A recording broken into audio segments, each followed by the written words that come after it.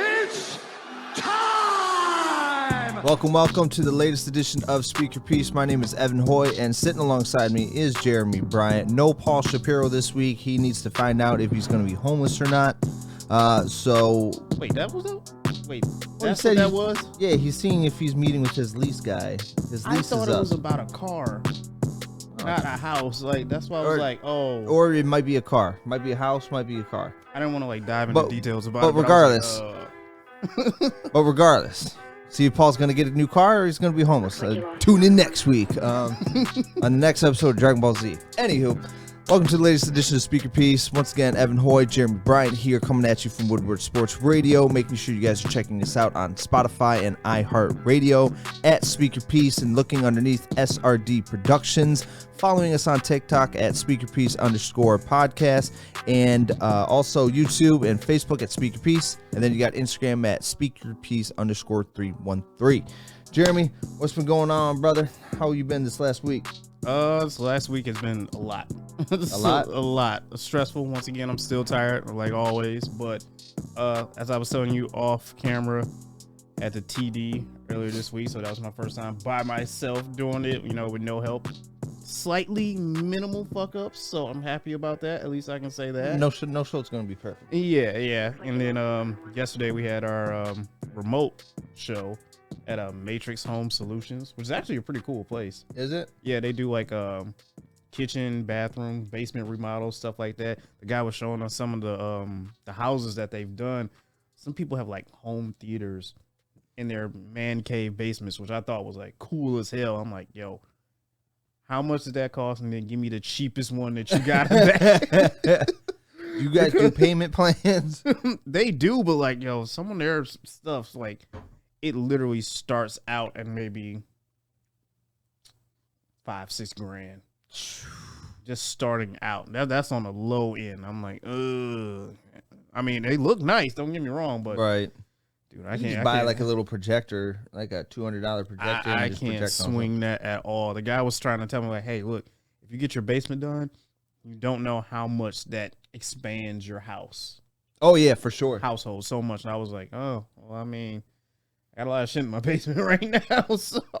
Yeah, who you telling, bro? But other than that, man, just work, and there's a lot of stuff going on under, like, behind the scenes and stuff that, that they're kind of throwing on my plate a little bit more. So is it good, or is it stuff that can kind of take you to the next level, or is it stuff that I think it's a little bit of both? Good that can take me to the next level, but it's just hard to like get that starting momentum going, that run to just like have that and kind of just take off with it from there. But slowly but surely things are coming along. That's good, man. Yeah. How about you? How's your week been, man? It's been good. Busy day, busy week at work a little bit here. I might have to work next week and the week after that, but I mean, it's easy money. I'm going to be essentially playing security guard there. Oh, yeah. So I mean, it's easy money. Gives me an opportunity to watch more anime. So oh my God. Hey man. I'm to that point now where I love chilling at home, just and relaxing. That's what I live to do. But especially on a day like today, man. Oh man, today is so cold. But I think it's going to be up in the 30s. Up in the teens? Up in the teens here. So. But no, everything's been going good, man. I debuted a workout program. I got one client that hopped on. I've seen that too, man. Congratulations. Appreciate that, man. I got to be consistent with it. I got to keep telling myself. And then, I'm just trying to do a lot of different things at once, like personal self-development stuff. So that's been kind of taking up my time, I guess. I don't have a lot of, activities to do like you, but I'm trying to develop myself personally, into what I want to become more so this year. And it's not one of those stupid resolutions. It's stuff that I've always been wanting to do. So one day at a time, I got to keep telling myself it's one day at a time, one foot in front of another, and trying to just be patient. Yeah, I mean, you don't want to take on all this responsibility all at once, and then next you know you're miserable. You're bogged down with all this shit that you got to do. Exactly, man. So let's get into it, man. So we're going to start it off. I got to update the list here, kind of organized our list here of topics here. So We'll start off with the NFL playoff recap. So unfortunately, I guess with our picks, it's going to be Eagles and Chiefs in the Super Bowl. Were we all wrong? We were all wrong because we all wanted 49ers. Well, I mean, Brock Purdy got injured. He tore his UCL. He's going to be out for 6 months. And then it was Josh Johnson who went in, and he had a concussion during the game. So it's like the 49ers quarterback woes just continued into the postseason right up until the very, very end. So and then they even had Christian McCaffrey as an emergency quarterback, in which I saw him throw one pass, and it was nowhere close. I think once the backup got in, you see Brock Purdy get hurt, it was like, yeah, this game is over with. Yeah, it's game no chance. Yeah, and I mean, you tore his UCL, which is in his throwing elbow. So I mean, he only went like 3 for 4 for under 30 yards or something like that before, after the game said and done. So, and then we got. Unfortunately, the Bengals lost to the Chiefs on a game-winning field goal. So reverse. Such bullshit. Wanted Joe Burrow to get that redemption here, but it's going to be Patty Mahomes versus Jalen Hurts, and I'm not mad. I'm not mad at either or, but I will say I am getting kind of tired of the Chiefs a little bit. Really? Just a little bit. I didn't think you would say that. I'm just getting. I don't hate the Chiefs. I'm just getting tired of them. I wanted someone new, someone different. They went, last 3 out of the 4 years? Something like that. Yeah, last 3 or 4. And obviously they won one, and then Tom Brady beat Patty Mahomes. They've just been coming in second place the last couple of years. But they still got the one. So, but I think I'm going to root for Philly in the Super Bowl. Okay. Just because I like Jalen Hurts' game. I like his confidence. He's got the confidence of Joe Burrow. Like, he knows that nothing is guaranteed, but he's going to put in the work to do it. And he's not arrogant. He's not arrogant about his style of game. And, I got Eagles, man. What about you? I'm taking the Eagles as well. It sucks because I really wanted Joe Burrow to beat Patrick Mahomes in this one. All those people talking about, especially Travis Kelce in particular, saying that you need to put some respect on Patrick Mahomes. Who's disrespecting Patrick Mahomes? Nobody's, and everybody knows that, or a lot of people are thinking that Patty Mahomes, if he were to retire right now, he's a first ballot Hall of Famer. Oh, well, definitely. We're getting to another first ballot Hall of Famer too in a minute, but yeah, I still just wanted Joe Burrow to win. The whole Burrow head still exists. I don't care what people say. Even though he's 3-1 against Patrick Mahomes. You can't say that he doesn't own them at a certain point in time. I would say that this is kind of like the new version of the Brady Peyton rivalry. I would say that this is kind of similar because you got a top tier quarterback in Mahomes and a top tier quarterback in Burrow. If you mention the top 5 quarterbacks, Burrow and Mahomes is probably number 1 in a lot of people's books, and Burrow is top 3. Yeah. Right? So I think it's like the Peyton-Brady, where they're going to constantly meet and they have that head-to-head. So that's what I can compare it to. Yeah. I'm still taking the Eagles on this one, but crazy enough, a lot of things about this game is kind of interesting, too. You got 2 brothers going up against each other for the first time. The Kelce brothers. The Kelce Bowl, pretty much. Jason Kelce, I don't know if you heard this, but his wife is 38 weeks pregnant. Oh, wow. So she will be at the game, but she's bringing her OBGYN. I think. OBGYN, yep. Correctly. I don't know if I'm not. I'm sorry. I apologize. But her doctor is basically coming with her to the game. And if it's time to go when the game is on, they're probably going to either take her out to a nearby hospital, or who knows, they might even deliver the baby at the stadium. Who knows? That's insane. And that's a ride or die wife for you. 38 weeks pregnant, you 38 say? weeks. So she's about to burst. Yes. So not a lot of people will allow a pregnant woman of 38 weeks to fly on a plane, because it might be too much for the baby. So who knows what's going to be with the travel plane. Crazy though to be like, oh, there's a Super Bowl baby happening right now. So it's like you got the Kelce brothers there, and then you got a baby born at the stadium, and then your uncle is playing for the opposite team. Uncle's playing for the opposite team. This is the first Super Bowl to feature 2 African American quarterbacks. That is very true as well. Cool as well too. It's also Black History Month, so there's a lot of good things going. A lot of good things going right now as well too. They announced the Chiefs will be wearing the white jerseys, Eagles will be wearing the green jerseys, and I believe 15 of the last 18 Super Bowls, whoever's won the white jersey has won. It's crazy with these these.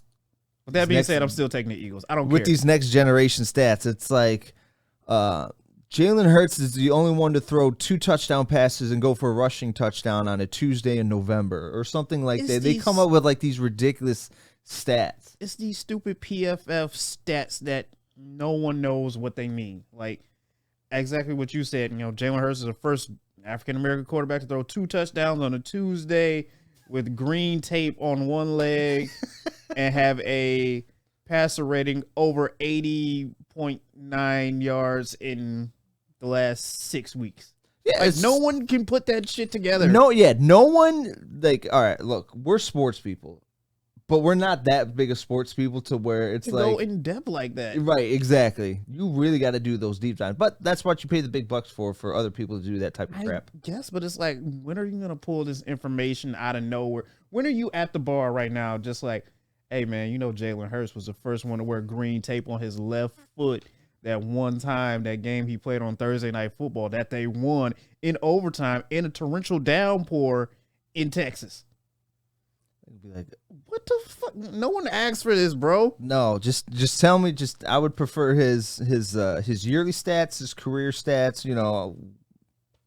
If someone brought that up to me at a bar, I'd be like, hey man, get your friend. Like I just came to cut him off. Game. Cut him off. I don't know what his deal is. Like, get him out of here. That's nuts, man. So you got Eagles. Do you want to do a score too? What's the over under right now? I feel like it's going to be like a very super high scoring game, but then again, I could be wrong once again. I mean, look at what the Eagles. Look at what the Eagles did to the 49ers and the Giants. They blew them out. Similar scores too. It was like 31-7, and then Giants was 38-7 or something like that. I feel like the score is in the 40s, but I'm not 100% sure, so I'll have to double check that. But I kind of want to take the over on it. What's the over? Let me see if I can get to it. That's a spread. The spread is fluctuating right now too. As of right now, the Eagles are -1.5, so they're the favorites. Okay. As of right now, that could change again next week. What's the over under? Over under is 50. I'd probably take the over. I feel like they could easily hit that. You got Philly's defense is better than Chiefs defense, so we'll say that. So I think it. But Patrick Mahomes is Patrick Mahomes. Like the True. magic this dude has, like I don't even know. This is on the lines of Brady magic. I'm just saying. Yeah. So if I'm going with the score, I'm going to say 35-31. 35-31. I don't like doing those. I hate doing those random 19-3 scores. I like that score though too. So give me 35-32. Someone hits a field goal. Okay. To win this game. Okay. All right. I got you. So 35-31, 35-32. 32. Okay. I think it's going to be high school. I think it's going to come down to straight up. It's going to be on the Philly defense to stop Mahomes. Definitely. I feel like Jalen Hurts can pick apart the Chiefs defense. Oh yeah, without a doubt. Without a doubt. But I feel like it comes down to the Philly defense. I just feel like this is going to be aired out all day, back and forth. I don't think it's going to be aired out all day, but I feel like it's going to be. Chiefs have a decent run game. Philly has a decent run game as well. So I feel like it's going to be two factors. If Philly's defense can stop Mahomes, and then whoever's got the better running game going. Like I said, A.J. Brown, Devonta Smith, at least like 2 touchdowns apiece. Oh, you're gonna. Yeah, okay. Yeah, I say Jalen Hurts goes for one rushing touchdown as well. Oh yeah, Jalen definitely has to have one. I need to make a DraftKings bet here real quick. I'm gonna do a few different parlays. There's gonna be here. a lot of bets going on that day, man. I believe it. I'm gonna wait till I get paid though. So, but so speaking of 49ers, we got DeMarco Ryans, which was the defensive coordinator for the 49ers, is now the Houston Texans head coach. He signed a 5 or 6 year deal, I believe. I think it's 5. 5-year deal. So Houston Texans believe they got their guy, and it's interesting because defensive coordinators don't really get a lot of head coaching gigs. It's more offensive coordinators. The last one I can think of is Dan Quinn. Dan Quinn. Dan Quinn's staying in Dallas, right? Yeah, he's staying in Dallas. Yeah. By the way, Dallas moved on from Kellen Moore. Kellen Moore's with the Chargers. Kellen Moore's with the offensive coordinator for the Chargers, which I'll take Herbert over. I'll take Herbert over Prescott. Well, of course, I'm taking Herbert over Prescott, but I don't know. I'm not ready to give up on Dak. I guess I'll say that. You've seen what he's done. I know. I've seen you got a 7-year sample of what he's done. I still don't want to give up on the dude. Like, no, come on, Dakota. You are 7 years in. You are 7 years in, and you haven't done anything. By the way, I still don't know who was a defensive coordinator and made it to head coach. I can't. My mind is blanking right now. That's fine. This is whatever. But I didn't want to digress too much. But no, I'm out on Dak Prescott. He's too inconsistent. He led the league in interceptions this year. No. Well, Jerry hasn't given up on him, so. Yeah, even though Jerry's like, turnover's not in his DNA. Actually, it is part of his DNA. So Jerry needs to stop talking, is what he needs to do. Jerry wants to be in the spotlight. All right. He does. This is his team. This is America's team. It's not America's team. America's team. And, you know, we're going to be great one day. But, yeah, getting back to DeMeco Ryans. Shouts out to him. I know they let Lovie Smith go for him, but still, this seems to be like a perfect spot because he returns to the team that he once got drafted to. Yeah. Which is amazing. And on top of that, it's like, I forgot how many picks they have, but they have a ton of picks in this draft. So they're going Bryce Young #1. Well, yeah. You have to. Of course. Well, yeah. Well, no, not #1, but you got Bears at #1. They're #2, right? Bears are #1. They've spoken to 2 teams already about getting out of that top spot. So one of those, I think, is the Colts. The Colts really like Will Levis for some reason. I don't, but from Kentucky. Yeah, Kentucky, the one who Paul has a hard on for. Does he? Yeah, he was talking. He likes him so much. Yeah, Paul's like, oh, Will Levis. It's like, no, it's just a similar situation. Yes, a pro day. He's got a cannon for an arm, but that doesn't mean shit. It's a Zach Wilson type of thing where he looks pretty at his pro day, but I don't think it's going to translate well. And it's almost like Mitch Trubisky. Mitch Trubisky went ham at North Carolina for that 1 year. Now look at him. He's on Steelers. He was in Chicago for 5 years. Then he went to the Steelers, and he's still not doing that. And he started only after Kenny Pickett, which is a rookie. Like I said, I don't know why the Colts like him so much, but I think he's going to go #1 overall to the Colts. That's where I can see. But DeMeco Ryans and the Texans, like, they can write the history books in this right now. They can basically build a whole new team with as many draft picks as they have right here. And even if he fails in his first year, they could still end up with a #1 pick and get Caleb Williams next season. Yeah. The projected #1 overall quarterback to enter the draft. So it's like, good things can happen. It's like, fuck it. You could actually get a quarterback in this draft, or you could be like, hey, we're just going to stick it out with David Mills. And, you know, if we bomb, we bomb. Guess what? We're going to get our quarterback next season. Yep. So it's like, you could do whatever you want with this team, but you're going to improve it somehow, some way. Like, that's why I was scared when Ben Johnson got the offer to, you know, come and interview. Because I'm like, the Texan job does look kind of enticing a little bit. Like, not going to lie. Yeah, I mean, you got to go through that rebuild as well, so you got to have that patience. So if you're willing to go through that rebuild, then good things can happen. Right? Yeah.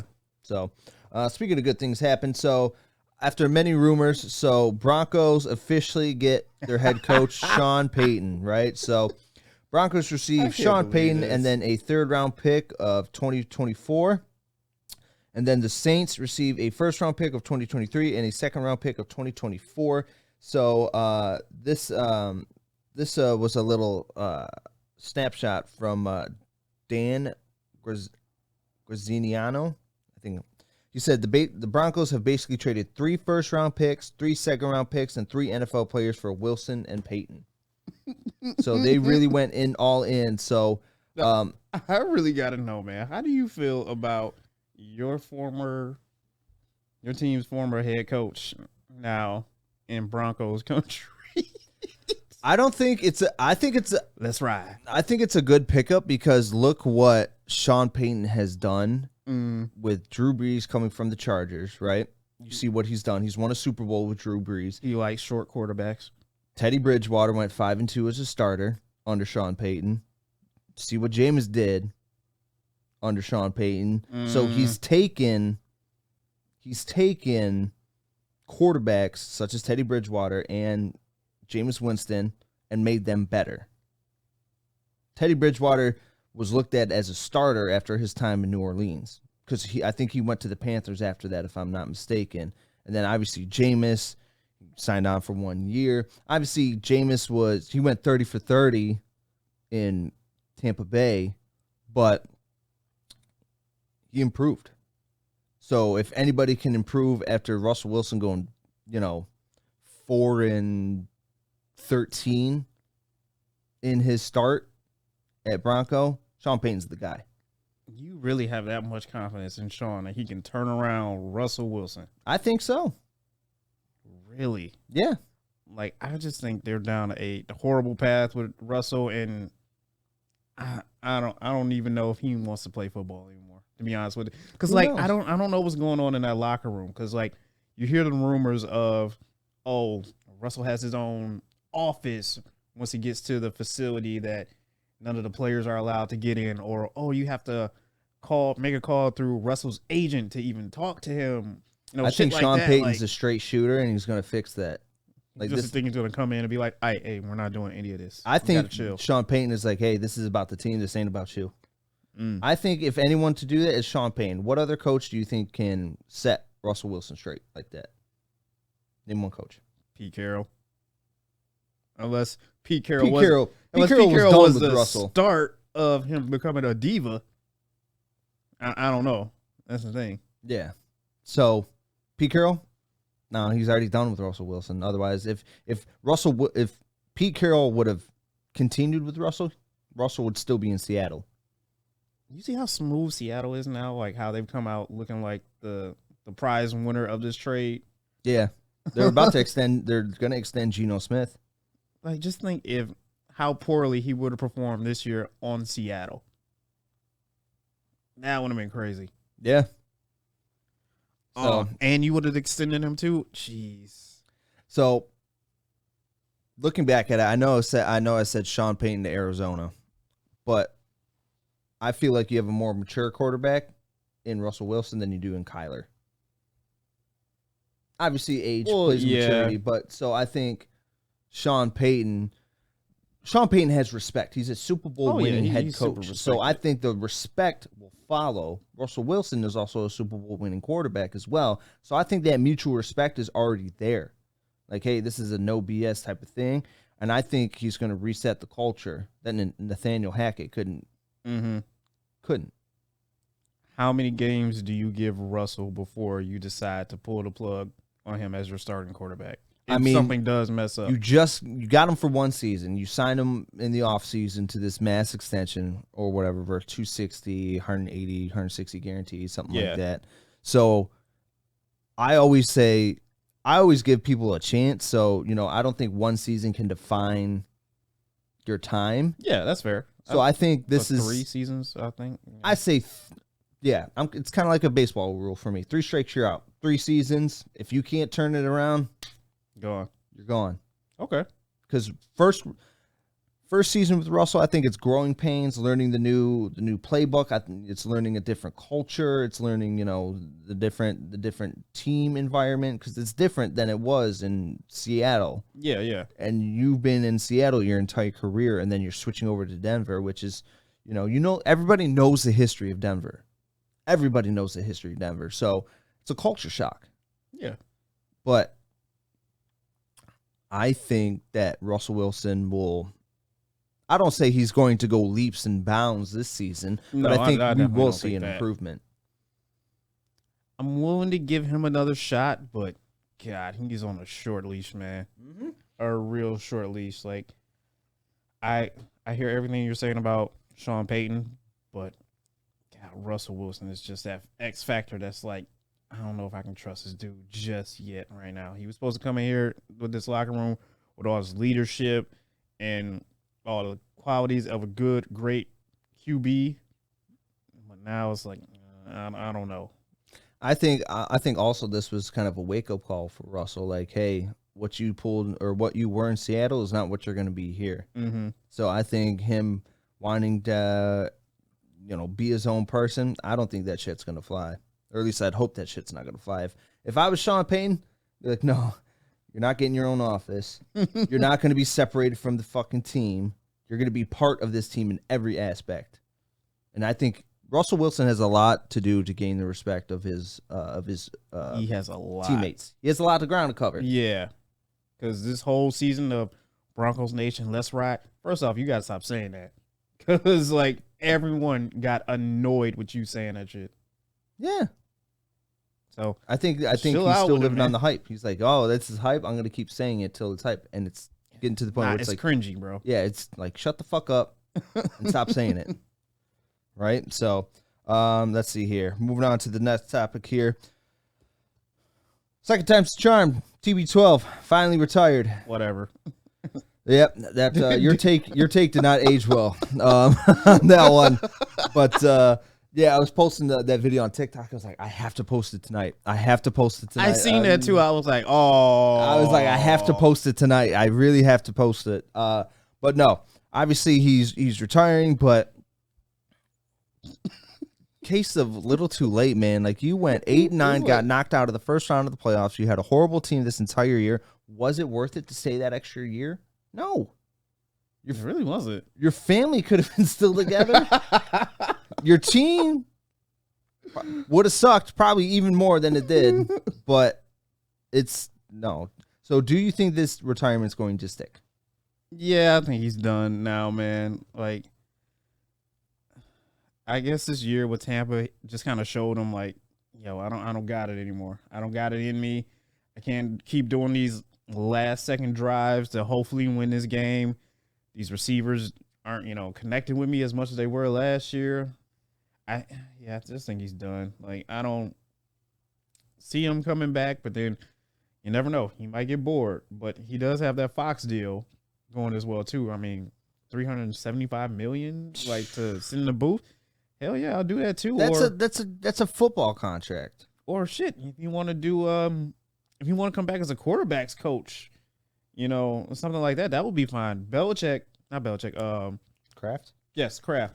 He wants him to sign a 1-day contract so he can retire as a Patriot. I don't know. I heard about that. Yeah, I heard about that. Yeah. I don't know if that's going to happen, but I feel like... Would you like that? Would you like to see him retire as a Patriot, or doesn't matter? I mean, yeah, he spent 95% of his career there, and he accomplished 6 Super Bowls with it. I feel like it'd be a slap in the face if he retired as a Buck. Like, you brought him to the Super Bowl, you brought him to the playoffs. Yeah, that's great and all. You got a Super Bowl out of it, but come on, man. He should have retired He should have retired last year. Yeah. Go out on top, at least. Now it looks like you got egg on your face. It's kind of like, yeah, okay, you're retired, whatever. You already get one big celebratory run and everything like that. But I think he fumbled it. No pun intended, but he fumbled the second retirement, man. He really, truly did. And I don't know if you've seen, but I don't know if he's enjoying the retirement life as much as we thought now, because apparently some photographer caught him on the phone yelling at his daughter's dance instructor. like right after his retirement video on the phone, some photographer caught him. Like, damn. So like, life after football, you're now a full-time dad. Yeah, welcome. You don't have that umbrella or that that fallback of football. Like, someone else will just take it. Right? No, You're 45 years old. Go be a dad. Go be a full-time dad now. You are a dad now, and also, you seen the retirement video, right? Someone with the sand. With the sand, yeah. What the hell? 60,000. What is it? Or 6,000? Was it 60 or? Yeah, 60? I think it's 60. Yeah, 60,000. The same sand that Tom Brady. How do you know that's the same sand? Because he got the back. They looked at the background. You act like he touched the sand or something. Like that's in his jar. It's sand. Like it was just near him. Nobody's gonna give a shit. Like, who's paying for? I'm gonna show my grandkids one day. This is the same sand that Tom Brady sat on when he shot his retirement video. Great. How about his last thrown football? Yeah, give me that. Give me that. That's worth more than 60,000. Hell yeah. Than a fucking pile of sand. That's ridiculous. I don't know how you could prove like any of this. This could just be sand from someone's backyard. I don't really know. Yeah. But also, someone's gonna at least bid on it. Maybe not 60,000, but of course. But Jake Lewan, I believe, posted this tweet. He would like for the entire league to retire the number 12. Do you agree with that? No, I don't. No? I don't think he's done enough. Like, he's done enough, obviously, in his career, but I don't think it's like it's not like a Michael Jordan deal where Michael Jordan's logo is on every uniform in the league or whatever the case may be. I don't think it's not similar to that. I don't think he's done. I don't see 12 being retired like that. So you think the Jumpman logo is higher than TB12 logo? Yes. Okay. I mean, I definitely can see that. I never really got into the idea of retiring numbers. Like, I know there are great players who play with these numbers, but still, there are kids that want to follow in their footsteps to be like 12, to be like 9, to be like 23, Right. Stuff like that. So it's like, why would you want to retire this number? Other people want to follow in your footsteps to be that great as well, too. Yeah. No, I get where you're coming from, but I mean, that's entirely franchise based, who knows? So I don't think 12 should be retired. No, I feel like it's such a common number. Yeah. Then it's like, if you retire 12, do you mean Aaron Rodgers 12 or Tom Brady 12? Exactly. Then you're going to have that debate. Which one was a better quarterback? There was that debate going for a little bit of who's the better thrower, Tom Brady or Aaron Rodgers. But I mean, obviously Tom Brady's the greatest quarterback of all time, if not one of the greatest NFL players of all time. That's bar none. Yeah. So, but Aaron Rodgers, yes, he's got 3 MVPs, 4 MVPs, 3, I believe 3. Okay, obviously he's got back-to-back. He's got a Super Bowl. Mm-hmm. Tom Brady's got 7 Super Bowls. And Tom Brady has like 4 MVPs. The GOAT retires again. Never thought I'd see it coming. Again. Again. Right. Are you going to see that movie? Oh, 80 for Brady? 80 for Brady, yeah. No. What? No. Yeah, I don't know. Just I'm okay. Let's move on from Brady, please. Like, I'll see if it's on Netflix or something. Streaming service. I don't think I would even do that. I mean, it looked funny. It's like Golden Girls in football. I never watched Golden Girls, so. Oh, come on.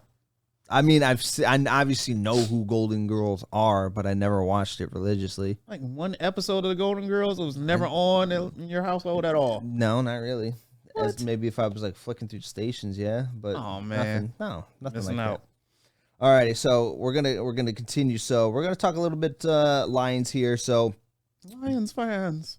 Dre Bly is the cornerbacks coach for the Detroit Lions, and as you guys know, Dre Bly used to be cornerback for the Detroit Lions and was on the Pro Bowl.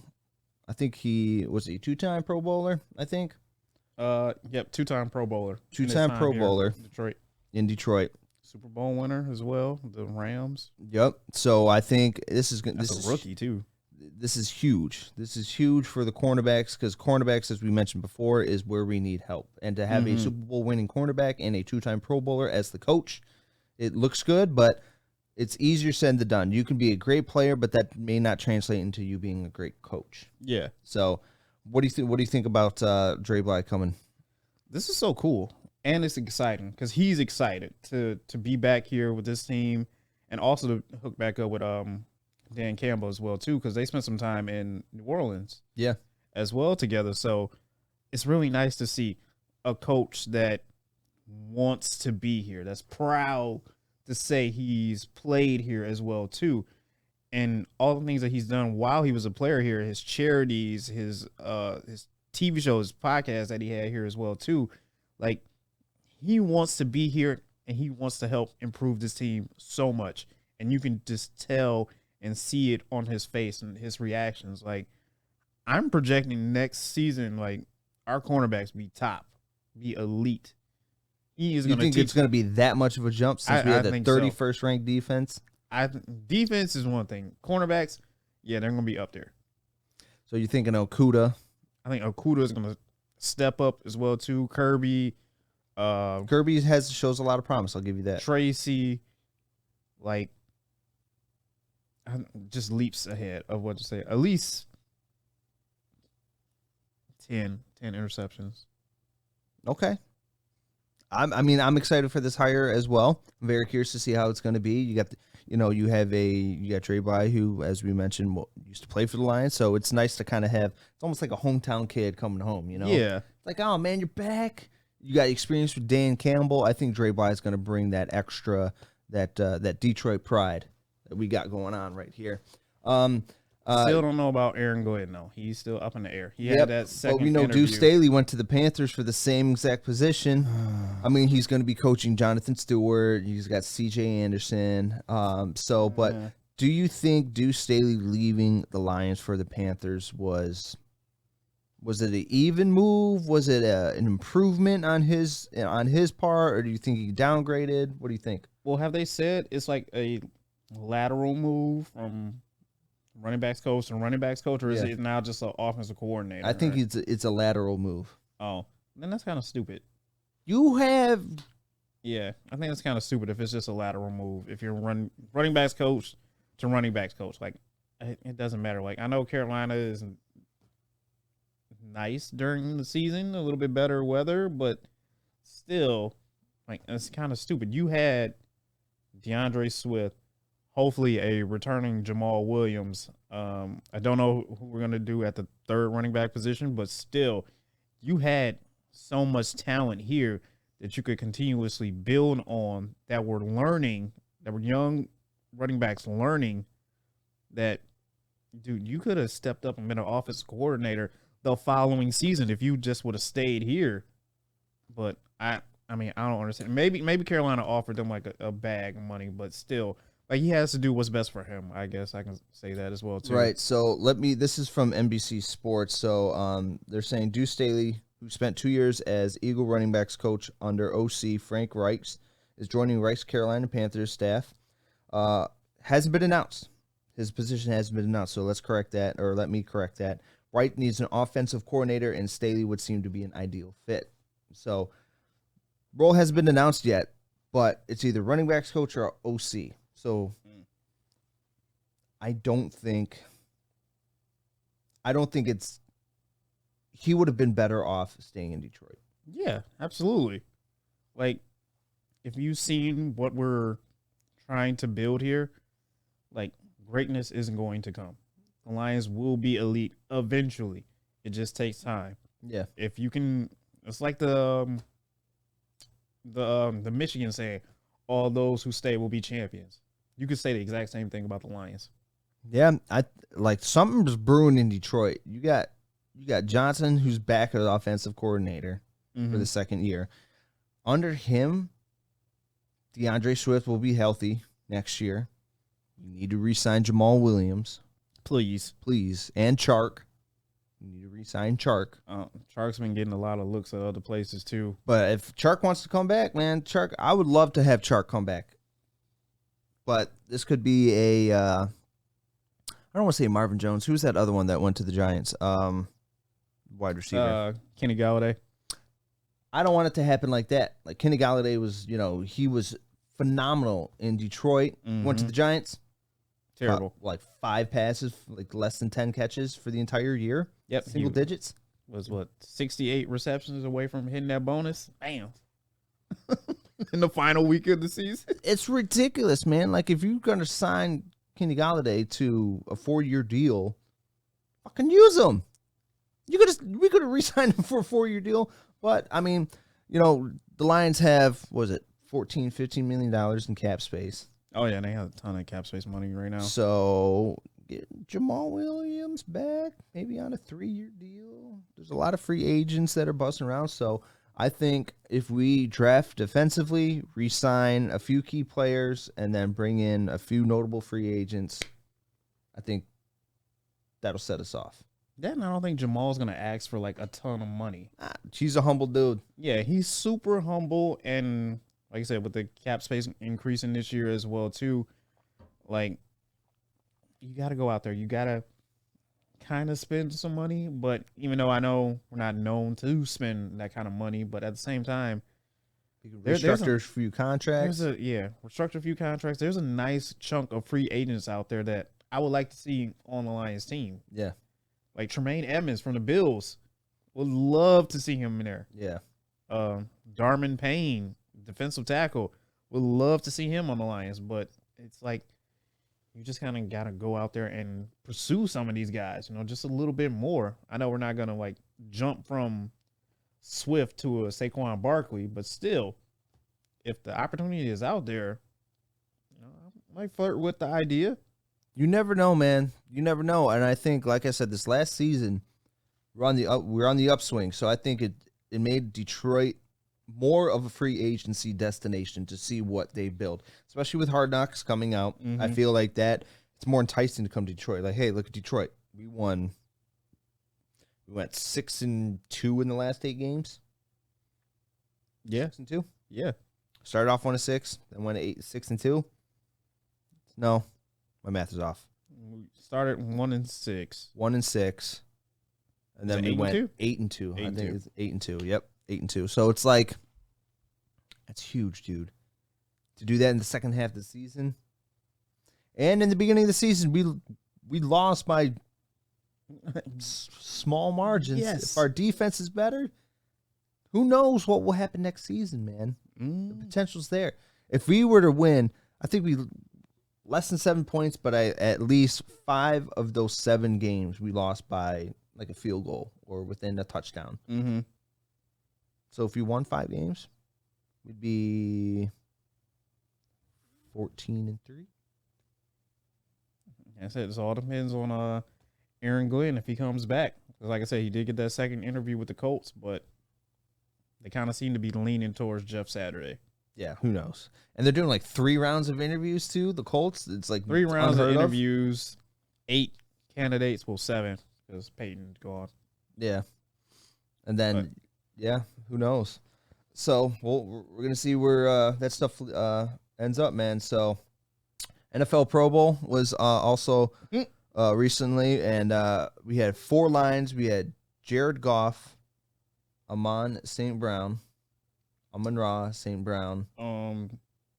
Penei Sewell, and Frank. Yep, Frank Ragnow. So 4 lines in the Pro Bowl, and then Jared Goff played in that. Was it the accuracy? I have no idea what game Jared Goff played in. First off, I didn't even know the Pro Bowl was on. Neither did I. The Pro Bowl games. Wait, let me. I was just going through Instagram. And I'm like, oh, the Pro Bowl's going on. Like, when did this happen? They're doing that stupid dodgeball stuff. Yeah. So, I like the idea of all these games and everything like that, but I didn't know it was on. NFL didn't promote it that well. And it's like, I don't know who I should be rooting for. Because it's just NFC versus AFC. Yeah. So it's like, but I like players over here too. Like, what side do I root for? Right. No, I think NFL is missing on their Pro Bowl. I think the Pro Bowl should be after the Super Bowl. After? I think after the Super Bowl, so That would people be cool. because look, you just won the Super Bowl, come to the Pro Bowl. Obviously, a lot of players sit out, but you can still see because Eagles had a lot of Pro Bowl players on there as well. So That's actually how Jared Goff got to be here too. Yeah. So I mean, it's no disrespect to what Goff did or Panay or St. Brown or Ragnow did, but I think they should make it after the Super Bowl, and they need to do away with the dodgeball. I like the accuracy. I like that. You know, you remember in the old Madden games how you had the running back challenge and stuff like that? They need Yeah. to do something like that. That would be cool. I like that. They need to do that. So it's like, all right, so you got Jared Goff handing off to Christian McCaffrey, and then you got Aaron Donald and I'm just naming random players here. Yeah. I don't know Pro Bowls. And Darius Slay trying to tackle Christian McCaffrey. You got 1 minute. You can score as many points as you want. If you score a touchdown, you get moved back and so on and so forth. Like those that types, would be cool. Those types, I would see that in a heartbeat because it hits the nostalgia factor. Mm-hmm. And then it's 2v2, full pads. You don't have to worry about being injured until the offseason. Or you can make it touch or whatever the case or I don't flag. know if they want to do full pads because they're still trying to. If it's after, if it's after the Super Bowl, I don't know if you want to do full pads because they still want to relax and be right? themselves as Or well just too. or just make it flag. Yeah, make it flag. That would be cool as well too. Other than that, maybe put a little incentive on the Pro Bowl games or something like that. Like team gets an extra draft pick. Something like that to entice these players and these organizations who want their players to be represented. I think like that. See, we should be on the Pro Bowl committee. See, look at what we just did.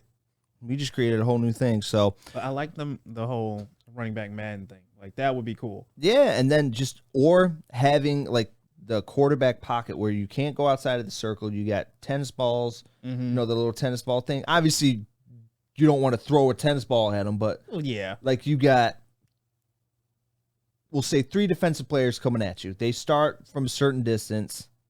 They start 10 yards out, and you got 1 receiver. You got to hit that receiver before the defense gets to you. Mm-hmm. Something like that. And the further, if you get to the touchdown, you got one cornerback on the wide receiver. You got a middle linebacker trying to get to the quarterback. So it's like a 2-on-2 game, and you're just and you have to stay in the pocket. That would be perfect. Just saying. Just Like, bring it back like that. Just make it fun. Make it interesting. Like, no one's saying these guys have to go out there and sweat their asses off, but still, just make it entertaining. Make it like Jamar Chase on Jalen Ramsey, and Jamar Chase just cooks him I don't know again. about that. That might lead into a fight. Yeah. But who knows? And then you got, Aiden Hutchinson trying to tackle Jared Goff or something like that. Like, stuff like that. Just make it entertaining. Like, that's all we want to see. Like, I know no one cares about the Pro Bowl game exactly, but still, just make these games entertaining. Yeah, exactly. That's it. No one cares about dodgeball. Yeah, that was kind of stupid. It's lame. It's lame. So will you be watching on Sunday the Super Bowl? part 2 of Pro Bowl games? No. No? No. Do you even want to know the games that are happening? Oh, sure. I guess you can tell me. All right, so you got the best catch finale, the Gridiron Gauntlet. I have no idea what that is. Move the chains. Move the chains. Kick, tack, toe. I'm assuming it has to do with the kicker, and then they put targets on the field goal, and they have to hit the targets on the field goal, right? I guess. I have no idea. That's not bad. Justin Tucker's probably definitely going to be a part of that for sure, but Brett Meyer is not going to be a part of that. yeah, Brett Maher, no. And then you got the 7-on-7 flag game. 7-on-7 flag game might be interesting, Mm-hmm. but I want them to actually try. That's the only thing with these No one's all-star gonna games. try, man. Like, they're just out here having fun. Like, and the Pro Bowl isn't in Hawaii anymore. I don't even know where it's at actually this year. Who knows, man? Oh, I think it's in Vegas actually. Stupid. Because I did see them zip lining. Over Fremont Street? Is that what it is? Fremont Street, where It's like all lights on the top. All lights at the top. That's and then Fremont the Street. I went okay, ziplining when I was in Vegas. I went ziplining. I wanted to go there, but never got an opportunity. Yeah, to. they lay you down and then you shoot across. So it's almost like you shoot. It. I wanted. That was a lot of fun. That was a lot of fun. I will go back to Vegas. Damn. But all right, so we got your topic. Who will ref the refs? Yeah, so this is going back to the conference championships game. Okay. With the Chiefs and the Bengals. That last play where I forgot who the Bengals player was, but he pushed Patrick Mahomes out of bounds, which would cause a flag. Was it, not roughing the passer, but I can't think of the unnecessary roughness. no, I don't think it's unnecessary roughness. What the hell is that called? Wow, I'm blanking so much today. What the hell is that called? Not targeting. No. Personal foul? Probably. Yeah, I think it's like personal foul and they get 15. Yeah. You get 15 yards, puts the Chiefs in position to kick a field goal, win the game. I think in the last seconds of this game, with the game this high, you need someone to get a second opinion on that call. And maybe not just that call, but other calls that took place during the game and also during the Eagles game as well, too.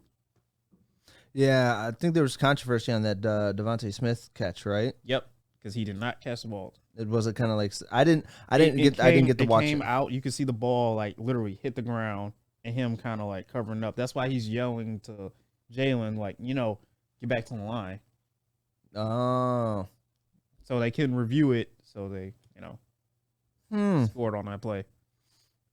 That's crazy. So that's why I said, who's gonna ref the refs in these situations? I feel like you need to have a second opinion. Oh yeah, especially in the playoffs. I feel like there should be more refs there. Either more refs there, or someone at NFL headquarters. I don't know where it's at, but yeah, someone there that's just like, all right, hold on. We can't call this just because this could lead to the end of the game, and no team has any real way of making a comeback, or at least proving that they couldn't win this outright. Yeah. Even if, that play wasn't called on Patrick Mahomes, I mean, it might not have affected the outcome, but yet still I would have thought that the Bengals and Chiefs game were going to overtime. Yeah. If Patrick Mahomes wins it in overtime, that's fine. Right. But give them that opportunity to have that chance. Yeah, and I saw the Bengals player going to the tunnel. He's like, "Why the F did you touch the quarterback?" And obviously that's a costly mistake. But instead of yelling at him, man, like he knows that he messed up.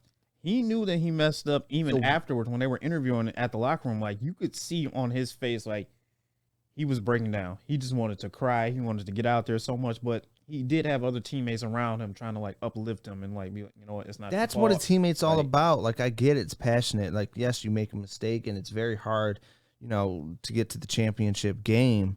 It's very difficult to do that, but at the end of the day, man, like if he knows that he messes up, why are you beating him down? Yeah, even more. It's not a teammate, man. Yeah, because he sat on the sideline too with his head covered. Like he knew he fucked up. But he didn't want to go back in that locker room to face the rest of his team. I probably wouldn't want to do that either, just knowing that I fucked up too. Yeah. If I was that guy's teammate, I would have carried him back to the locker room and stuck up for him. Like, we all make mistakes. We're all human. And, you don't know what you're doing in the heat of the game because anybody can make those mistakes. Anybody. Exactly. Or any NFL player can make those mistakes. Joe Burrow didn't have the best game. I mean, you could have put it on him as well, too, at the same time. But still, it's like, hey, that's why I said in these moments, you need to have someone else jump in to be like, all right, we can't call this just because there's no clear view. There was no intent for him to like shove him out like that. He was just making sure that he wasn't going to get that first down. Yeah. Go any further. Yeah. I mean, it's frustrating when you have a teammate who's supposed to uplift you just be down your throat like that. Mm-hmm. It's not cool. So, Jeremy, what's this about Bengals? Joe Mixon has arrest warrant. So this came out Thursday night. Hold on, give me 1 second to find it real quick. All right, so yeah, it was a misdemeanor menacing charge, which I have no idea what I menacing. think it's almost kind of like menacing assault? harassment. Yeah, I had to like look it up a little bit further, but yeah, somewhat assault. I guess he was out somewhere, had a gun, and was basically kind of threatening some young woman, a young lady. I don't really know the full details of it, but I guess the charges have been dropped as of right now because there's no full evidence just yet.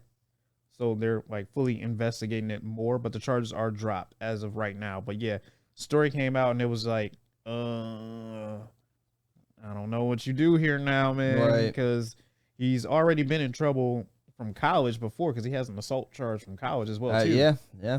So A lot of people didn't take him because of that. So now it's like, I don't know, man. You got trouble brewing back up here again. Like, you could easily be cut this offseason just from this BS that you just did. Absolutely, man. Absolutely. So, But like, I don't take that shit lightly. Like, you should never be out anywhere threatening any young woman, especially with a gun or anything. Like, Right. You shouldn't put your hands on a woman. Period. come on, man. You're the running back of, one of the best teams in the NFL, and you're gonna throw it all away. We talk about this all the time here. NFL players who make stupid mistakes like this just get caught up in the heat of the moment. And what is it with all the running backs though? Like, I don't understand. It's like Joe Mixon, Kareem Hunt, Ray Rice, Yeah. MJD. Yeah. Like, why is it just the running backs that are the most aggressive towards women? I guess I don't know. Because they're busy trying to go through defenders all the time. So it's a very aggressive position, and their bodies are beaten up. So I don't know. I just don't understand. Like, why is it all running backs? Like, you never see like, oh, here's a cornerback, assaulting a woman. Even though we don't want to see that still, but it's like it's a different football position. Yeah, no, it's weird. It's weird that you point. It's weird that it seems to be running backs, and then you have defensive ends like Greg Hardy when he was in that huge situation years ago. Just I think Jalen Ramsey was in trouble at one point, if I'm not mistaken. But I'm sure he was. Yeah, so I mean, it's tough. It's tough and stupid. Why would you put yourself in this situation? Why would you put yourself in that environment to where it is going to derail your career? And you already had so much trouble early. Cincinnati took you in the draft. You should be thanking them that they took that chance on you. It's paying off for Cincinnati. Yeah, but they took a chance on you, It's man. Don't by blow luck it. that you're here. It's huge. All right, so moving on here. We just got breaking news. So we got Conor McGregor will make UFC return versus Michael Chandler after coaching next season of The Ultimate Fighter. So I got my brother-in-law, he's a big UFC guy. Oh, really? Big UFC That's guy. what's up. So I want to have him on here to talk this fight here. So Dimitri, if you're listening to this, buddy, we want you on here when this fight gets a little bit closer here. Conor McGregor is back. All right, that's Yes, what's sir. up. Yes, sir. So we're going to switch over to NBA. So your next topic is LeBron overreacting at the call of the refs. I did see this at the end of the Lakers and Celtics game. Obviously, everyone knows that rivalry. You got to get your boy, man. I will say that the refs did blow the call, but he did overreact in that aspect. You got to get your boy. I get where he's coming from. He's very passionate about the game, and the Lakers have always, their season is in a woe of trouble, battling injuries, AD being out, all of these trade rumors and stuff going around and whatever the case may be. So I get where the passion is coming from, but it's kind of, yeah, it was a little much for me. I'm sorry, but so I was downstairs because the game happened the same day as the Royal Rumble. Okay. So I had the Royal Rumble on one TV downstairs, and then the other TV was the Lakers Celtics game. And then I just see LeBron flip the fuck out, like, oh. I'm like, what is happening over here out the corner of my eye? So I had to stop for a second. I'm like, what just happened? Oh, the refs just blew a call. But I'm like, why is he acting like this? I think it's just the heat of the moment. You got a rivalry. You got the end of the game. I think there was almost like a lot of pressure. So I think the pressure did get to LeBron just a little bit. But like he flipped out for no reason. Yep. Like I can see you being upset, but for you to do all that to flail, pound on the ground, and just be like, "What?" Enraged, like I just don't understand this. Who knows, man? Like, yes, it wasn't blown call. The refs did apologize afterwards. I think on like the NBA social media or something like that. But still, that doesn't defeat the fact that like you fucked up that call. Yeah. I think, and it goes back to the NFL, man. It's just like, I don't know what's going on with these refs, but I feel like a lot of them are blowing calls. You know, I think it's the times as well too, because this kind of goes back a little bit further to the who was that NBA referee betting on games? I forgot. I saw that documentary. Yeah, I saw that documentary. Like Phil something. Anyway. Anyway, I can't remember, but like I think things have changed because of betting as well too. Tim Donahue. Yes. Donahue, yeah. Things have changed because of betting on games as well too. Now it's like everything is taken so much serious now. Like, you know, this blown call is someone's $10,000 bet. I think that we're going to put something in place. I heard they're going to put something in place to protect the players from, people who have parlay bets of where they're going to protect if a fan is unruly or chirping at them from, then they'll be, removed from the arena. Oh, wow. I think I heard that somewhere. I don't have the material with me, but I think I heard about it somewhere. Look, that's the reason I said you got to ref these refs, because people are getting upset because now betting is involved. A lot of money is on the line too. A lot of outside money. I mean, not to say that these players' families are like, betting on these games, but sometimes they are. I mean, who's to say, a family member of LeBron's in a different state can go over here and bet, $5-6 grand on LeBron winning or having 30 some odd points. Yeah, that's true. So, like I said, someone has to ref these refs, man. But back to the whole LeBron thing, it was ridiculous. You didn't need to do that. And Pat Bev, you didn't need to bring over that photographer's camera. That was either. hilarious. That's the teammate right there. That's the teammate. He saw that. You see this? Like wow. Technical. Get the fuck out of here.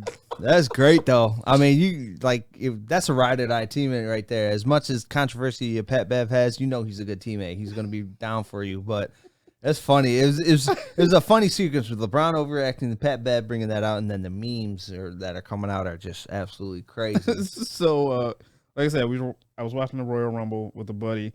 We were on his live camera on his YouTube, and I was like, Patrick Beverly has now stolen the photographer's camera and walked it over to the referees to discuss this file. And he was like, "What the fuck are you watching over?" That junk is hilarious, man. I'm not even gonna lie. That's funny to me. That's comedy to me. But I don't know. Pat Bev, bro. Yeah, if I would be Pat Bev in that situation. You see this? You see this right here. This was a foul. Technical. Yeah, fine. Kick me out. I don't care. I don't give a shit. But yeah, the Lakers ended up losing that game. Sorry. Unfortunately. Yeah. All-Star reserves were announced, and do you have that list handy? Yeah. Let me pull it back up. All right. You want to start with the East or the West? Let's go with the East. All right. East reserves. You got Joel Embiid. He didn't make the team. Jaylen Brown. Bam. Adebayo. Yep. Julius Randle. Drew Holiday. DeMar DeRozan, and Tyrese Halliburton. Solid squad, man. Yeah, that's not bad. All right, over to the West. You got Ja Morant, Lauri Markkanen, Sabonis. I think that's how I say it. SGA, Paul George, Jaren Jackson, and what's that? Oh, Damian Lillard. I think the East, if I'm going reserves, I'm saying East would handle them. Yeah. Damn, I like Ja. Just the rest of these teams. Yeah, aside from Ja and Dame, that's it.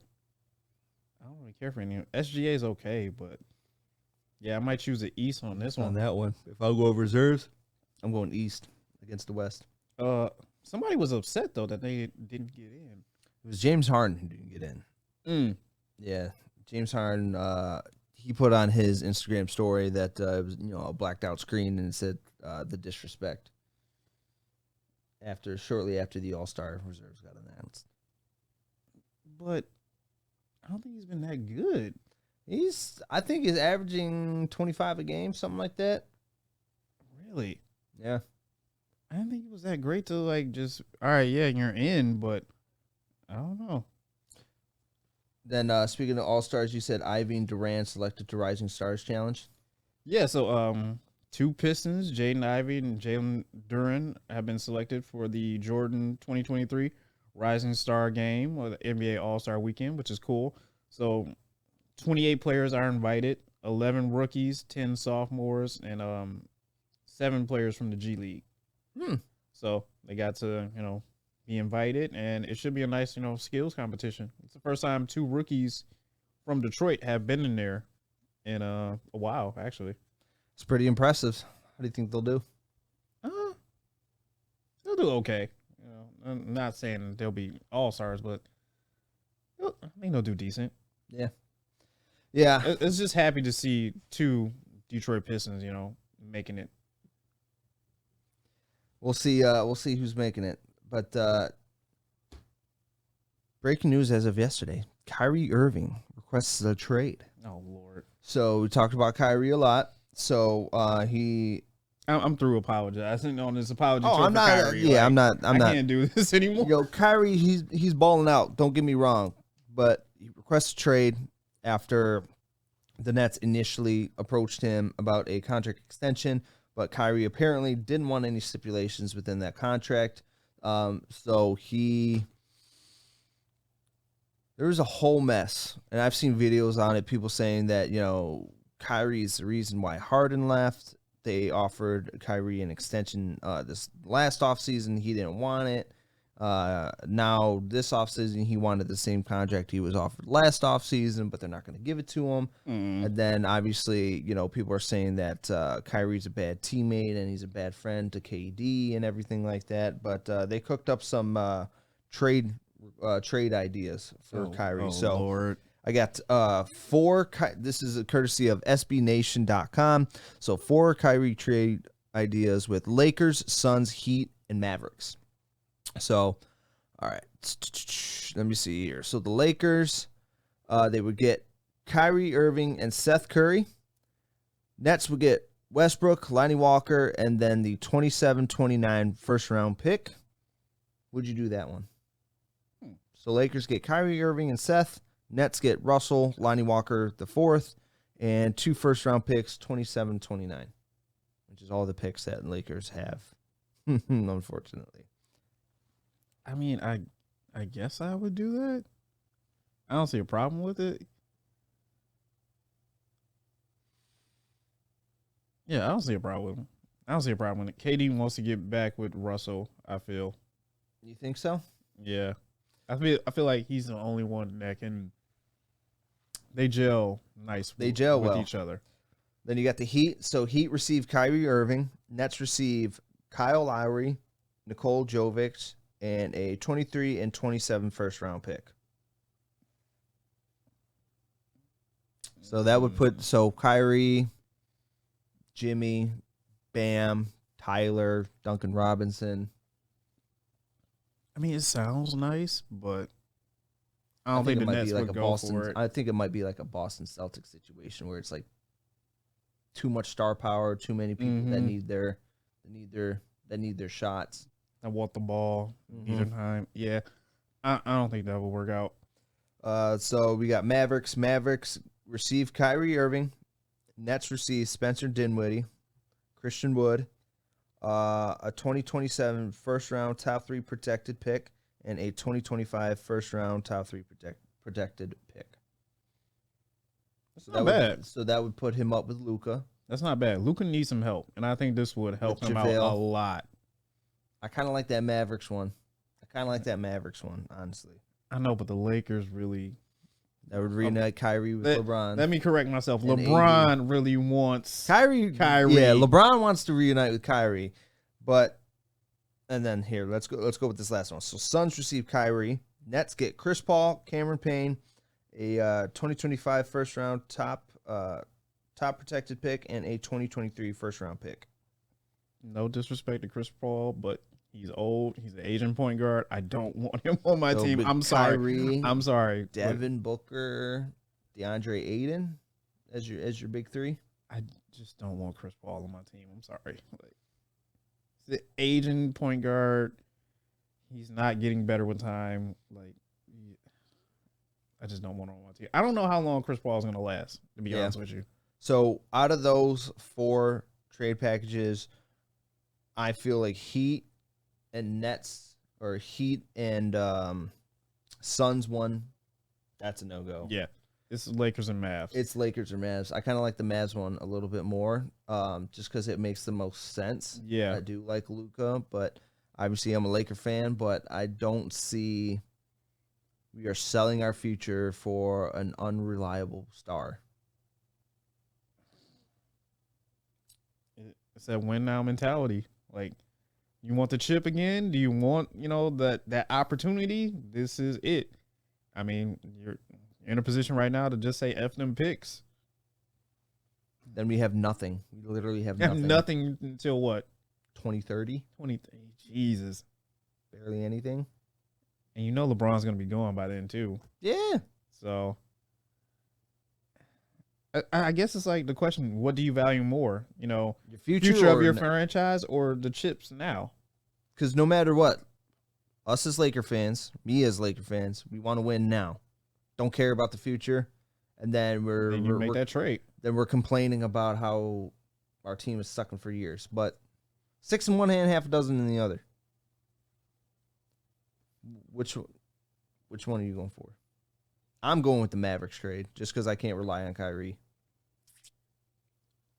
I would go with the Mavs trade as well, just because it's a new scenery for Kyrie.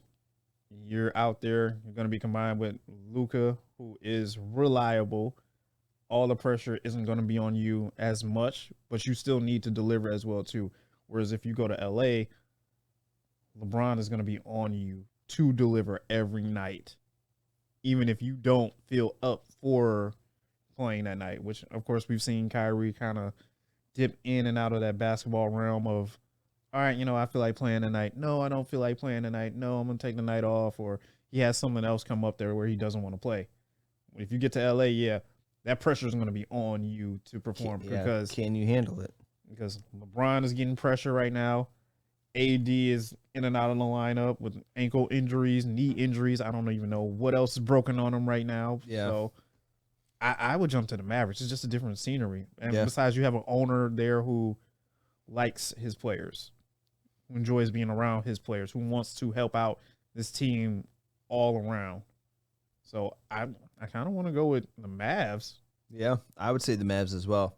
Plus that Kyrie. But I am concerned with Luka and Kyrie's personality clashing. I kind of see a personality clash. I don't think they would clash. Like, if anything, I think Kyrie might add some style to Luka's already, booming personality as it is already, too. That'd be a nasty combo.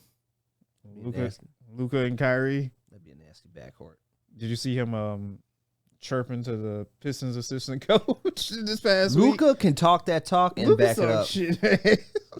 Luka's cold. I gotta give him respect, man, for talking shit. Like, I didn't think he would do it, Yeah, but he's hey. like, who are you? Yeah, you just straight up Like, oh. Yeah, exactly, man. Absolutely nuts, man. That's cool though. I love the Luka. I think it's good, man. I really think it's good. So, do you got any other sports related topics before we switch to entertainment? I don't think sports wise. I think we talked about everything sports wise for me. Yeah, I got some funny, stupid stuff we can talk about. Alrighty, so we're gonna switch to entertainment now. So you put Netflix is acting like a bitch. Netflix is acting like a bitch. All but right.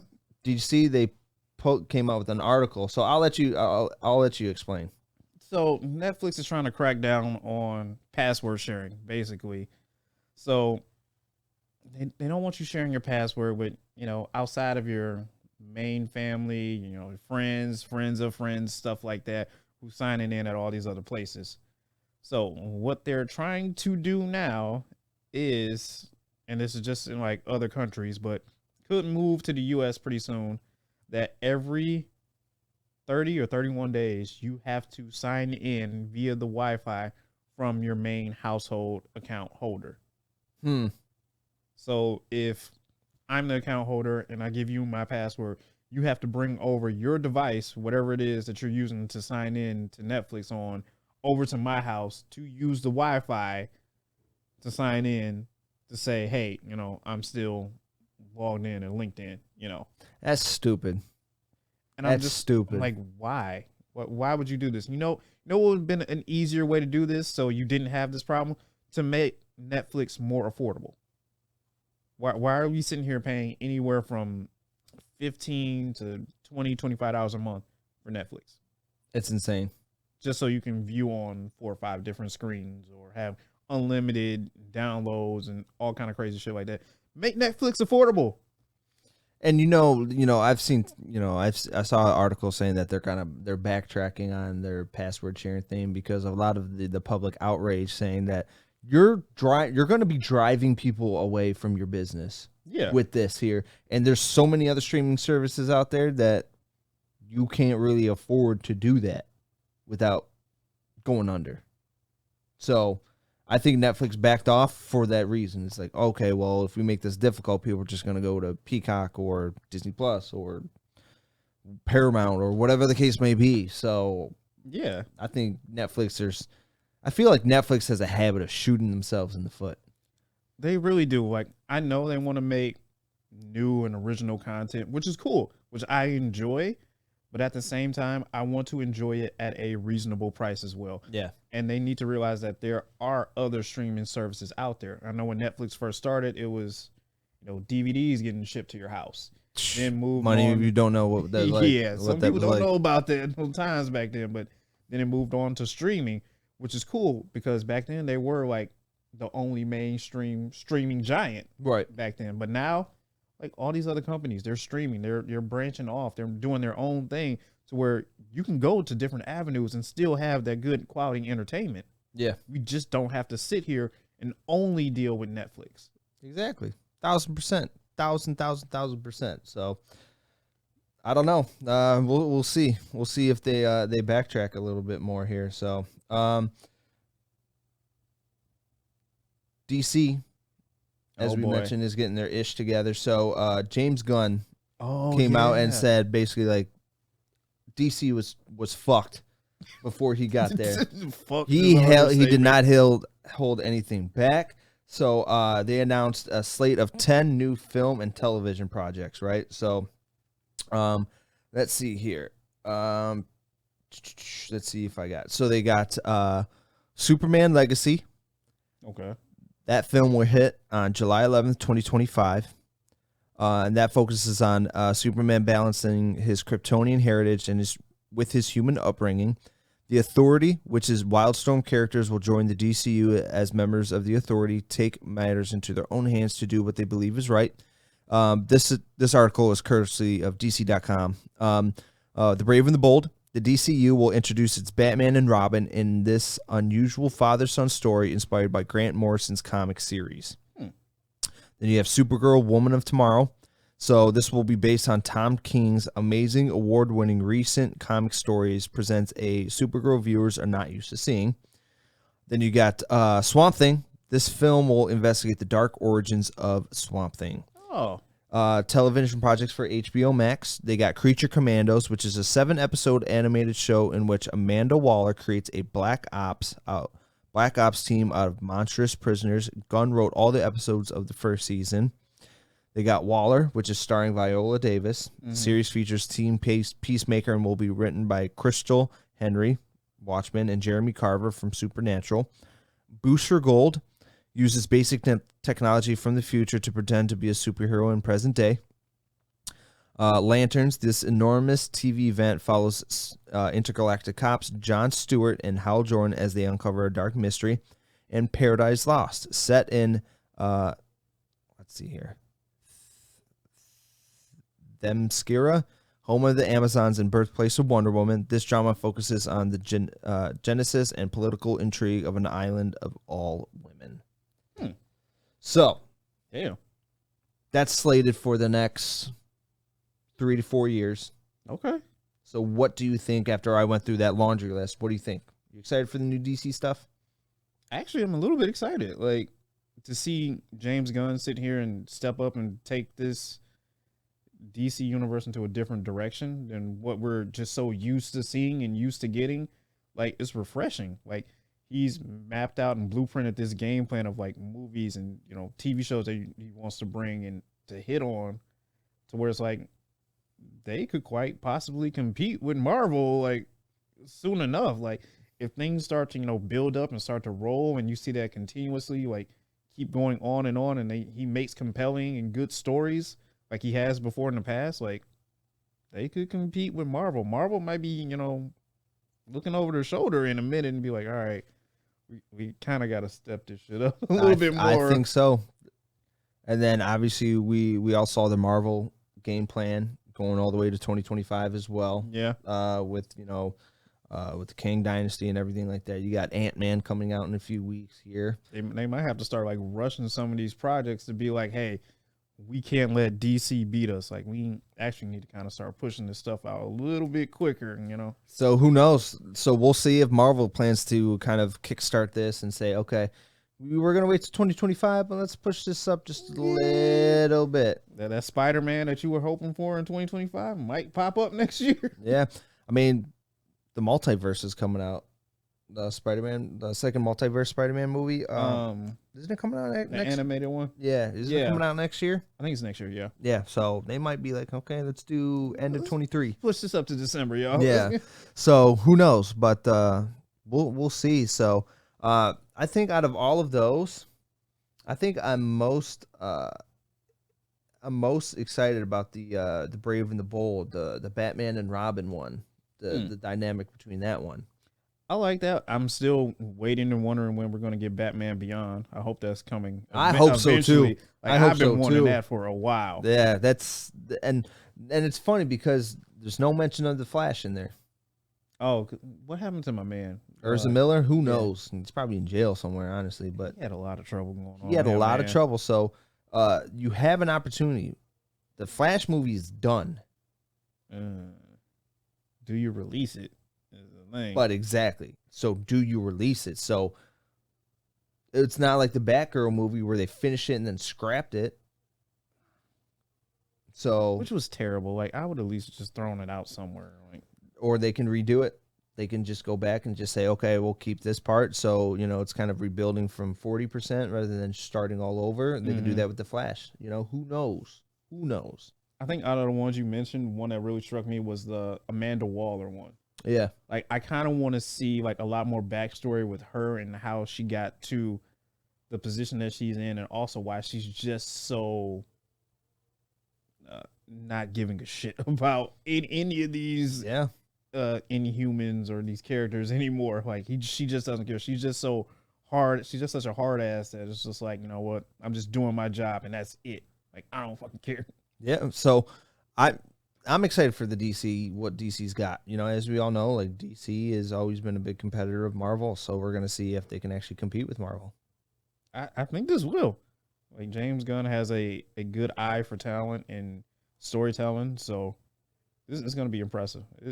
All I can say is I know we're going to be entertained as superhero fans. I know that for sure. I agree, man. So that does it for the topics I have. I know you had extra stuff that you wanted to talk about or, you know, shoot the breeze about. So yeah, so of course, as I said earlier, you know, it's Black History Month. Mm-hmm. But I think you can go too far in celebrating your Black History Month because I don't know if it's Baltimore or Atlanta, but one of those counties they've done something different with their police squad car. Okay. They wrapped their squad car in a African type decals. Like the flag?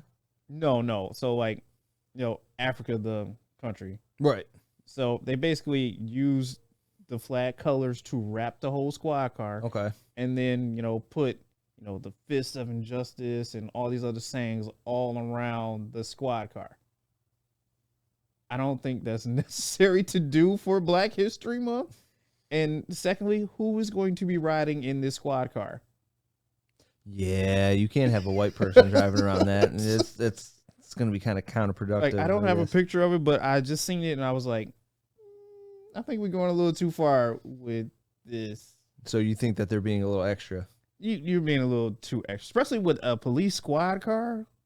Yeah. Like, I mean, I know it's Black History Month, but it's kind of one thing we don't like right now as it is to do that to a squad car. A mixed message. I feel like the intent was there. Yeah, but it was a miss. You executed this poor. Yeah, I feel like I feel like it was a bad miss.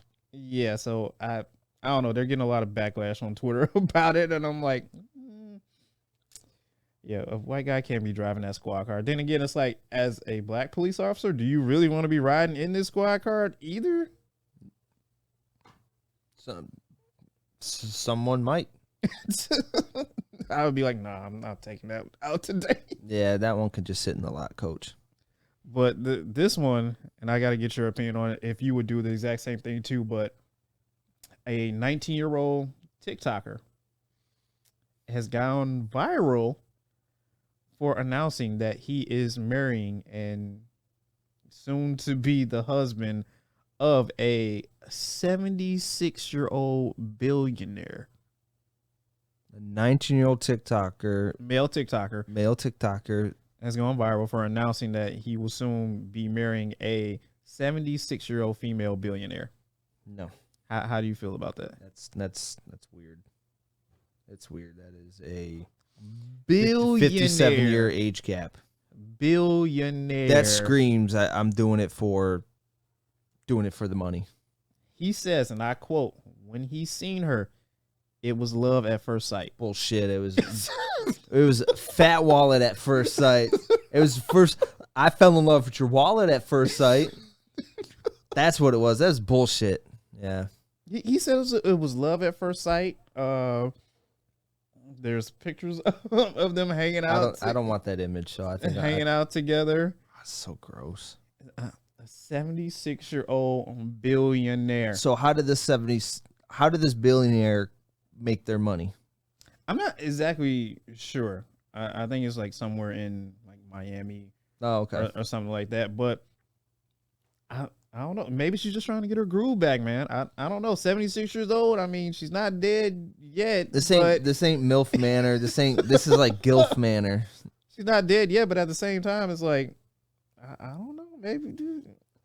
I know that she's just like a young thing. I don't know. I know some guys like older women, and I know some women like younger guys. I understand that, but it doesn't make sense to me. Like, it doesn't make sense to me. So no, I would not. Would you? I mean, what you got? Like, would you do it for love or would you do it for the money? Well, for the money, of course. Okay. I'm just saying, like, hey, she's got what? 5 years left, maybe. Oh, come on. Come on. Come on, man. It was like the TikTok trend that it was just kind of like when your 80-year-old girlfriend billionaire starts coughing, and then it's like every cough the guy's smiling, and then when she's not coughing he's like this. So it's like, yeah, I know, when you hear her wheezing in the background coughing, you're like yeah. Horrible, dude. Horrible. So you mean you tell me you wouldn't do it? No. She leaves you in the will. You get $20 billion. I don't care. Like, just be my sugar mama. Don't, like, if I'm going to do that, just be my sugar mama. But I don't want to give any sugar to mama.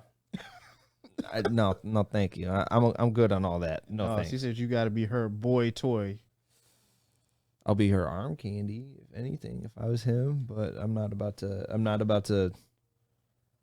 lay her down or anything like that. Hell no. All I'm saying, man, is all it takes is, hey, babe, can you go get that thing for me downstairs? And then, it's a dimly lit hallway. Oh, You need to go to church. You need to go to church. Hey, I'm saying, $20 billion. It's $20 billion, man. $20 billion is $20 billion. You are correct in that, but I'm not about to. So it's a no for you. It's a no for me, dog. No? I can't have that on my conscience. All right, well, at least this 19-year-old is, still up here trying to dig down a gilf. Gross. Disgusting. So fucking nasty. All right, what else you got? I don't know. You want to do another round of mugshot shouties? Yeah, let's do it. We'll do a few. We won't do as much because Paul's not here. We'll do a couple of them. And if I won't be here next week. I think a couple of them popped up on here that's just kind of, wow. Oh, good Lord. Well, I mean, that one's not bad.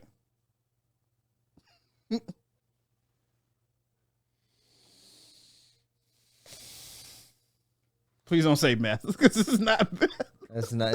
No, it's not meth.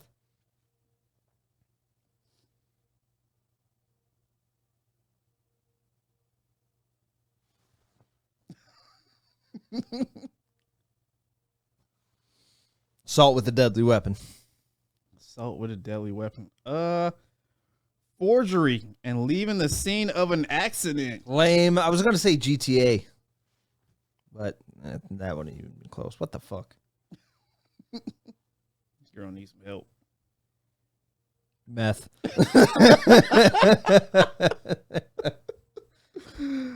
Fifth-degree drug possession. What does that mean?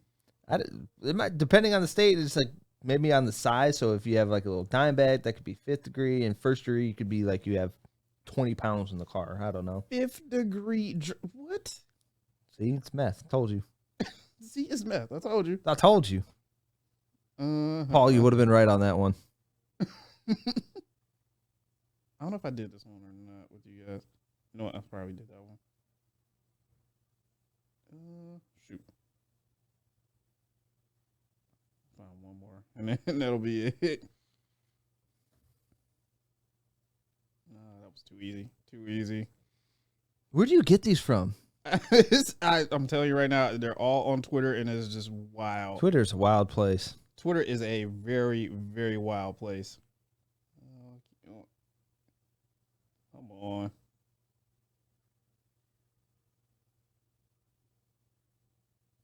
Yeah, this girl got some problems. Oh my god. Stalking and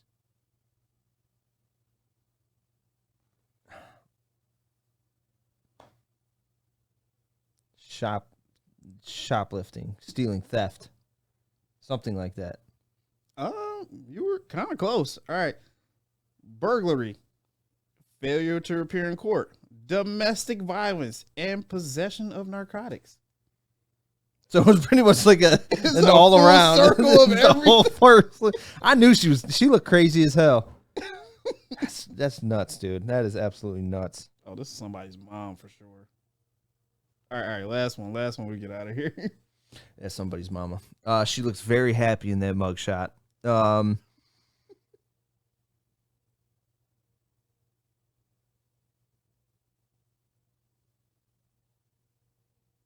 DUI and assault. Public intoxication and disorderly conduct. Got in a drunken bar fight while on vacation in Nashville. She got arrested. Husband tried to defend her from the cops. He also got arrested. That was kind of right. Almost there. About halfway. Because she looked too happy, man. She looked way too happy. Got into a drunken bar fight in Nashville on vacation. Yes. Like, depending on what she had, that moonshine can knock you on your ass. Oh, that moonshine hits. And I don't mess with that, man. My wife loves moonshine.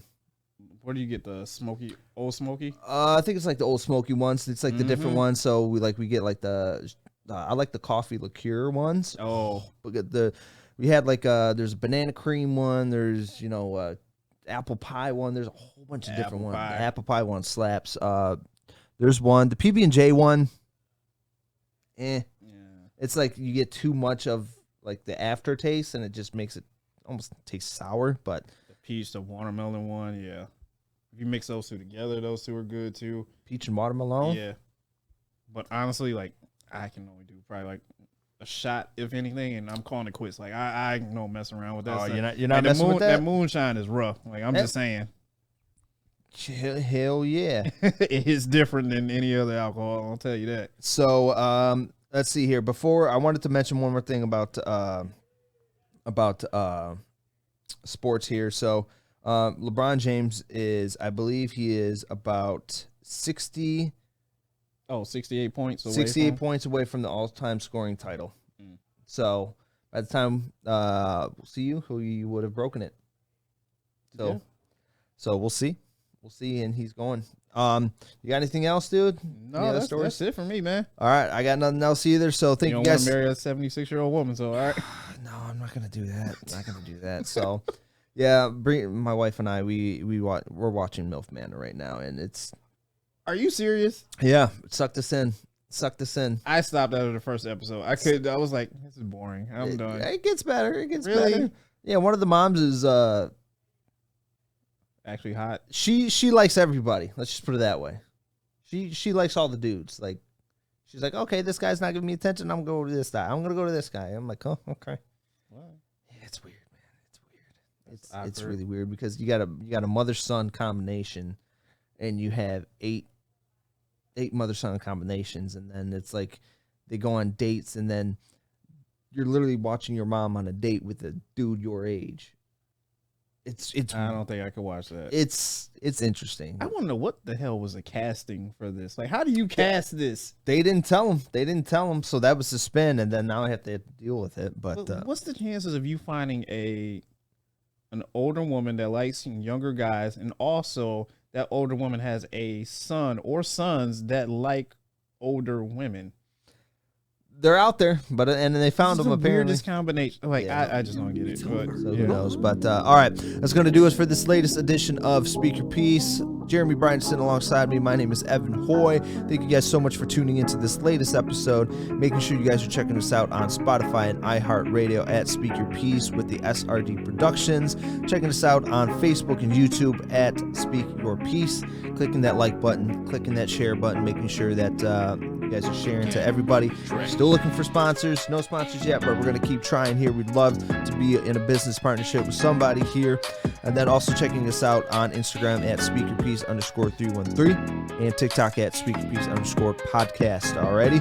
So Jeremy, awesome to have a nice little two-person show this week. So yep. I might be out next week, so it might be you and Paul holding down the fort. So we'll see what happens. So Paul, we'll see if you get a new car or if you get a new house. We'll tune in next week. All right. So the world may want to know. Yeah, exactly. So all right. Thank you guys for tuning in, and peace.